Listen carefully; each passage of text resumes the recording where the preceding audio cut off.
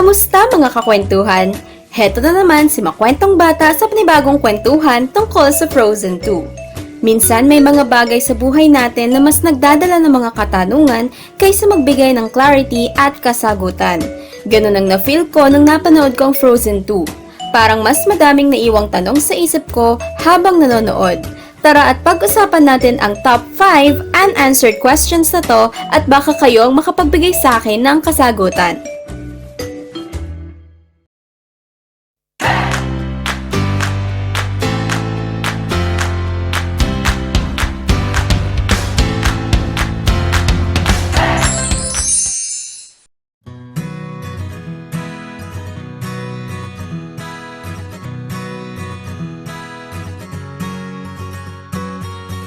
Question number 5. Bakit hindi sinabi ni Iduna yung totoong pinagmulan niya, na isa siyang Northuldra? Since may personal connection ang mga Northuldra sa nature spirits at Northuldra si Iduna na mother ni Elsa, somehow may isip sana nila na baka may connection yung pinagmulan ni Iduna sa magical powers ni Elsa. At sana, ginamit nila yon as the first clue sa paghahanap ng sagot sa sitwasyon ni Elsa. Kung babalikan natin ang sinabi ni Yelena, why would nature reward a person of Arendelle with magic? Somehow sa sinabi niyang to, nagkaroon ako ng impression na meron silang experience in the past o di kaya may alam silang stories ng mga Northuldra na biniyayaan din ng magic ng nature. Although, nalaman ko na mayroon palang deleted scenes mula sa Frozen 2 movie kung saan nabanggit na ipinagbabawal ang anything na related sa Northuldra sa loob ng Arendelle. Kung naipakita to sa movie, may explain sana kung bakit tinago ni Iduna ang pinagmulan niya. Hindi kasi clearly established sa movie kung ano ang consequence ng pagiging Northuldra sa Arendelle dahil for all we know, nobody has heard from them sa loob ng mahigit 34 years. At baka naisip nila na hindi na nag-e-exist ang mga to.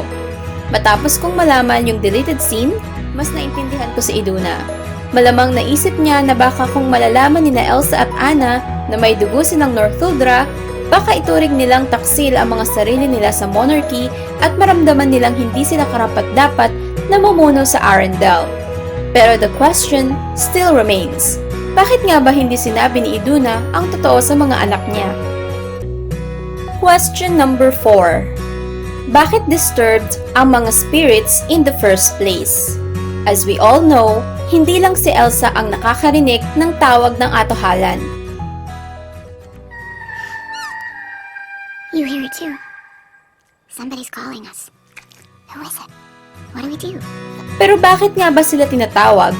Ito yung nag-umpisa ng lahat at umikot ang buong story sa paghahanap ng boses na yon na tumatawag sa kanila. Pero anong rason? Para itama ang pagkakamali ng nakaraan? Pero if that's the case, bakit ngayon lang? Bakit hindi 3 years ago? Why at this particular time? Malapit na bang masira yung dam? At kung hindi sila tatawagin ng atohalan, walang maliligtas sa Arendelle at never nang makakalaya ang mga Northuldra sa Enchanted Forest? Question number 3. Sabi ni Honey Maren, nanggaling sa isa sa mga oldest families nila, ang scarf ni Iduna. That's a Northuldra scarf. What? This is from one of our oldest families. Pero sa buong oras ng pagstay nila Elsa at Anna sa Enchanted Forest, hindi nila binanggit ang pangalan ni Iduna.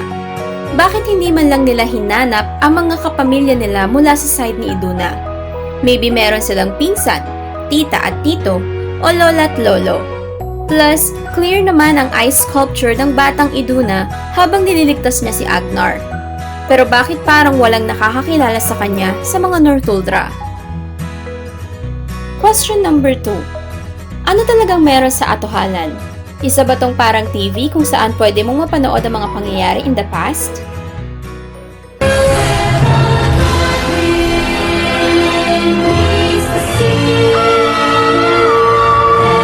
Bukod kay Elsa, meron bang iba na pwedeng makapasok sa atohalan at makita din ang sagot sa nakaraan niya? Kaya bang ipakita nito lahat ng mga pangyayari in the past? Hindi lang yung related sa buhay mo, kundi related sa buhay ng lahat?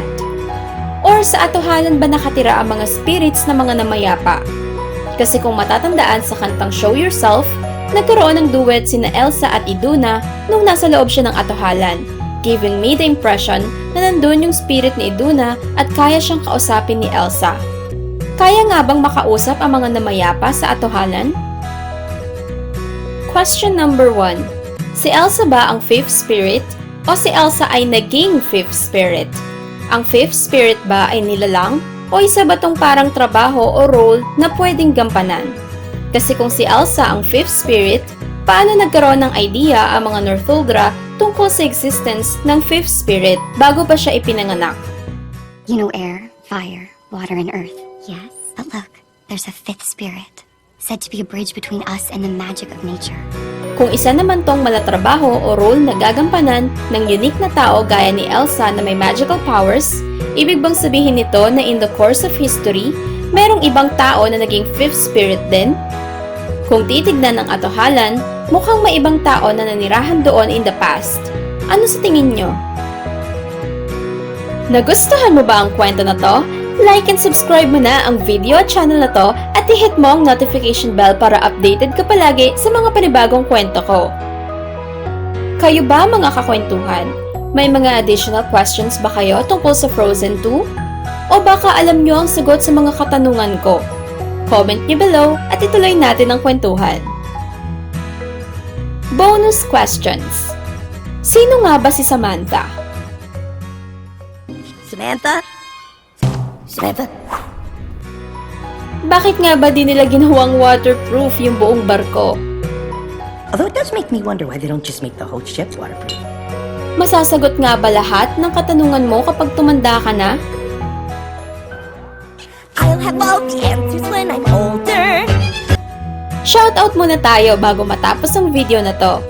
Shoutout kay Darth, kay Mike Justin Rivero, kay Carl James Ramirez, kay Miss Glorine Villacortez, kay Joanna May at Jonna May Canyaveral, kay Baby Leonardo Carpio, kay Luvi at Pia, at kay Kuya Kent na tumulong sa akin sa editing software na gamit ko ngayon. Maraming salamat po sa walang sawang suporta. Sana patuloy niyo pong suportahan si Makwentong Bata. See you sa susunod na video!